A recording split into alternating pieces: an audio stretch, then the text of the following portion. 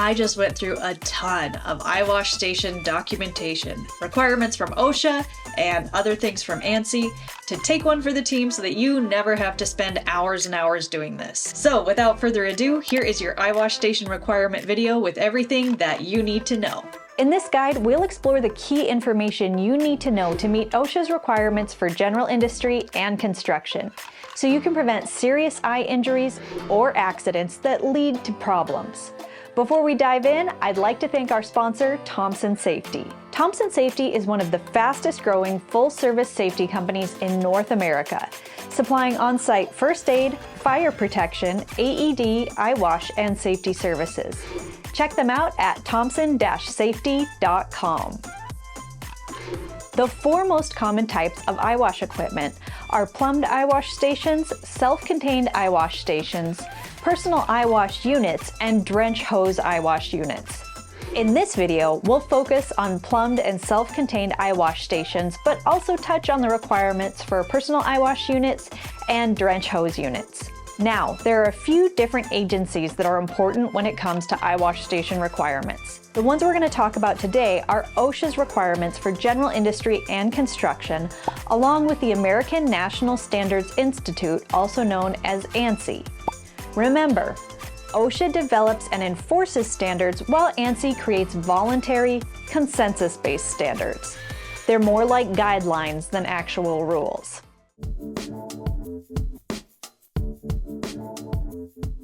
So let's start out with OSHA's General Industry Standard, which talks about eyewash stations by saying where the eyes or body of any person may be exposed to injurious, corrosive materials, suitable facilities for quick drenching or flushing of the eyes and body shall be provided within the work area for immediate emergency use.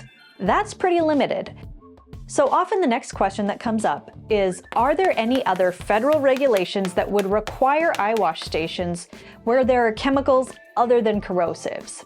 Now, an OSHA letter of interpretation from 2004 states, if none of the materials used in this work area is an injurious, corrosive, as indicated by the safety data sheet, then an emergency eyewash or shower would not be required. However, if you're an employer trying to prevent serious injuries, this is a case where I would just go ahead and do a hazard assessment and provide eyewash stations if you know that you have substances that could be hazardous to the eyes. Whether those are chemicals, dust, or other hazards, it's just the right thing to do. Also, the General Duty Clause states that employers must provide a place of employment which is free from recognized hazards that are causing or are likely to cause death or serious physical harm to employees.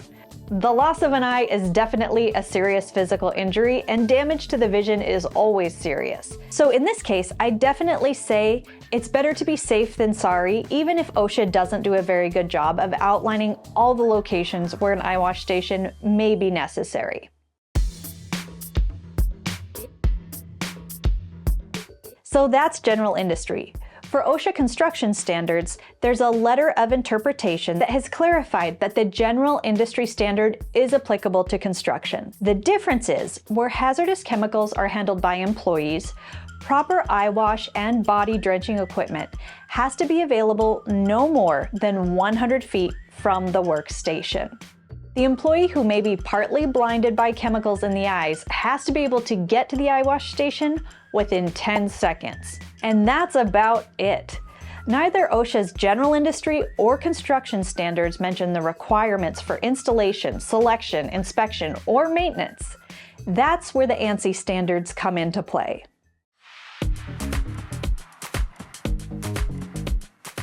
You see, rather than getting super granular about eyewash stations, OSHA has chosen just to refer employers to ANSI Z358.1 for emergency eyewash and shower equipment. I know, sounds like a fascinating read.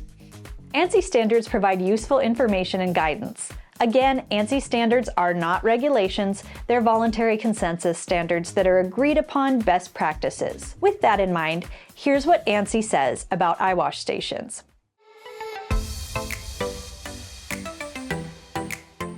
ANSI Z358.1 says employers should provide eyewash stations in situations when employees are exposed to hazardous materials. Now, ANSI's definition of hazardous material would include caustics, as well as additional substances and compounds that have the capability of producing adverse health effects on the safety of humans. Obviously, it's much more broad than OSHA's requirements. But again, I recommend doing a hazard assessment to help determine the best course of action.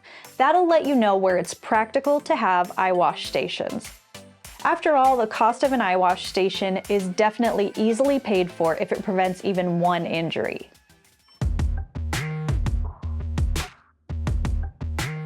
In terms of installation and location, the eyewash station must be located within approximately 55 feet of hazardous material work sites. It needs to be accessible within 10 seconds after an incident. The path to the eyewash station must be clear of obstructions, and it must be installed in a well-lit area.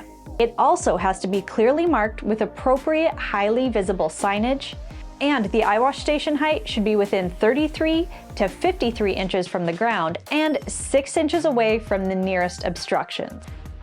Provisions must be in place to prevent unauthorized shutoff if shutoff valves are installed in the supply line for maintenance purposes. That way you don't end up with the water supply shut off when it's actually needed in an emergency. Units need to meet the requirements for flow and be able to activate for 15 minutes, as well as allow for flushing water to have a place to drain. The water needs to have somewhere to drain so we don't end up with a slip, trip, and fall issue on top of something in the eyes. ANSI recommends consulting a medical professional to determine the appropriate distance for harsh acids and caustics. As you might expect, the more serious the hazard, the closer the eyewash station should be to the work zone. In terms of temperature, the temperature of the flushing fluid has to be tepid, between 60 to 100 degrees Fahrenheit, and remain so for 15 minutes of the continuous flow.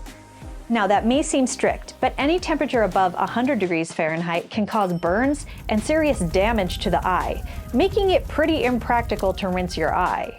While temperatures that are below 60 degrees Fahrenheit may offer temporary relief, extended use can actually drop the body temperature and cause hypothermia.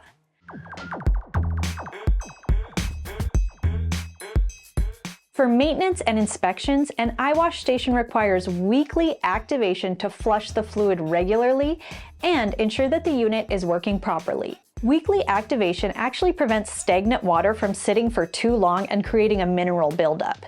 This also allows you to catch any blockages or leaks early on and fix the unit so it's ready for use when it's needed.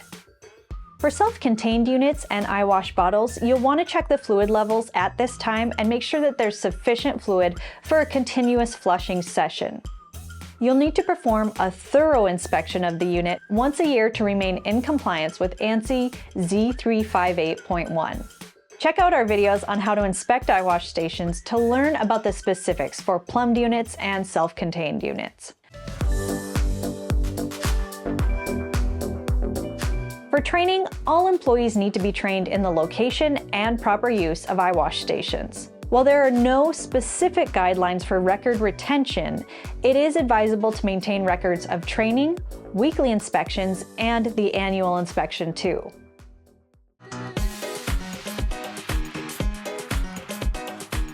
One thing that we haven't talked about yet are personal eyewash units.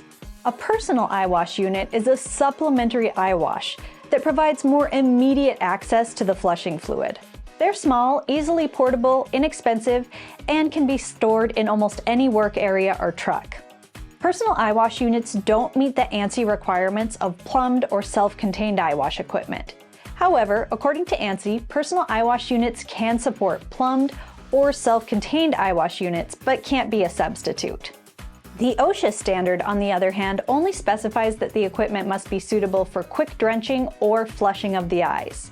But in letters of interpretation, OSHA recommends employers choose eyewash stations that comply with the ANSI standard.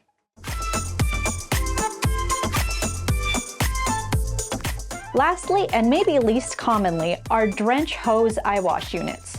You'll most typically find drench hoses in areas where workers are handling relatively small quantities of hazardous materials. In these cases, drench hoses provide versatility and emergency help in areas where other types of eyewash stations may not be feasible or practical. While ANSI says drench hose units can't be used in place of safety showers or eyewash units, they can be included as supplementary equipment. Additionally, an OSHA construction letter of interpretation says drench hoses can be used in conjunction with eyewash stations, but not as a substitute for them. The same rules and regulations governing water temperature and flow rate for safety showers are also applied to drench hoses. They should be activated weekly and tested for compliance every year, as with all other safety decontamination equipment. So, those are the basics you need to know about eyewash station requirements. I hope this video helps you to navigate preventing eye injuries at your facility. If you found it helpful, please hit that like button. And if you'd like to see more videos like this, please hit that subscribe button. Until the next time, take care and stay safe. Hi, Rachel from Ally Safety here. If you enjoyed this video, make sure to check out the Ally Safety Toolbox Talk membership at allysafety.com. There you'll find an entire library of videos that are created to make safety entertaining. I'll see you there at allysafety.com.